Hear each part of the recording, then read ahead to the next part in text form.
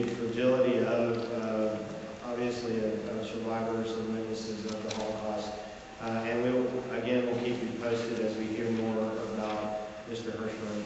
We're trying to keep our thoughts and prayers with him and his family right now.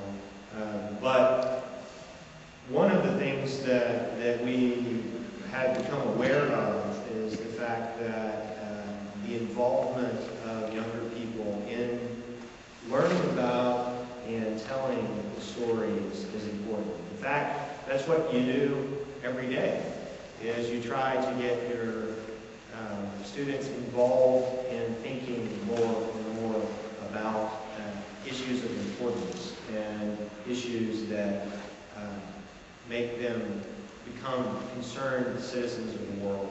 We have an example of a young person who has applied herself, and I see a really bright future ahead of this person. Elyse is going to tell you her story. I'm not going to take away from it, but it's a story of someone whose family story has become a personal quest and then has turned out into the community to touch the lives of a lot of other people. And I think the story will continue to be told even more powerfully and geometrically because of our efforts. So without further ado, Elyse.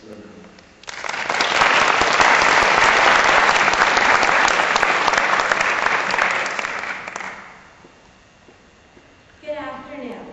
My name is Elyse, and I'm a 7th grader at South Charlotte Middle School. I wish to thank both Jonathan Wade and Nancy McMillan for allowing me the opportunity to speak to you. Mr. Jack Hoffman, a Holocaust survivor who supports this North Carolina Holocaust Education Program, asked you to consider what was to happen after the survivors were no longer around to speak about their experiences. My grandfather, who survived the Holocaust, died last year. So for me, this makes Mr. Hoffman's question very, very real and very important to answer. I am going to speak to you today about efforts that I am taking as a memory keeper. This is a very important role, being a memory keeper. To me, it means making certain that the stories of the Holocaust are never forgotten and continue to be told.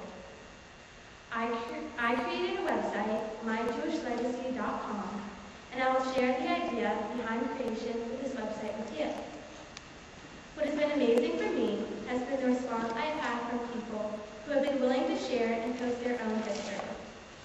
I would like to start by telling you about myself. I am 13 years old, and I live with my parents and my younger brother. I like to swim and run track, and I participate in a few other activities, such as Odyssey of the Mind and Student Council. I love texting, cell phones, and my iPod, and I am your typical North Carolina teenager. Even though I'm a typical North Carolina teen, I know that I have an advantage over other children. I have a deep family heritage, and I am blessed to have had grandparents, parents, aunts, and uncles who love to retell our family history. I also have many artifacts and family heirlooms that help tell this story and make it seem real to me. My grandfather, Bert Bodenheimer, was born in the southern German town of Laurel, which is on the border of Switzerland. In 1938, his father was arrested with other Jewish men after Kristallnacht and sent to the Dachau concentration camp. My grandfather's family was extremely fortunate because they had important political connections and money outside of Germany and Switzerland. My grandfather's family was able to buy their way out of Germany and come to America. My grandfather Bert arrived in New York at Ellis Island on his 11th birthday, May 22, 1939, with his parents and his sister. I am named after my grandmother, Ellen Schleifer Bodenheimer, who died before I was born. She was a very smart, studious woman and was one of the first women to graduate from Yale Law School. Her family was from Offenburg, Germany. Her father, Dr. Hugo Schleifer, was a prominent lawyer who was also arrested after the night of broken glass and placed in a concentration camp. When he was released, the family survived a difficult time living as Jews in Nazi Germany. Their quota number to come to America was very high, and they were desperate to to get out of Germany. They were safe and allowed to stay in Scotland as guests of members of the Oxford Group, an organization that later became the Christian Moral Rearmament Movement. My bat mitzvah was a few weeks ago, and as part of my studying for my bat mitzvah, I had to complete a community project. I chose to create the website myjewishlegacy.com, which is a place for me to share my family's stories about the Holocaust, as well as a place where other teens can share their family stories. My hope is that kids find this as interesting as I do. It is important to share these stories with generations to come. Hopefully, everyone will check back on the website and read the stories of other families and gain some inspiration. I find learning about the Holocaust very interesting because we can all learn so much from studying our past. There are many different reasons to study and learn about the Holocaust. It was a very horrible but important time in history, including the involvement of the United States in World War II.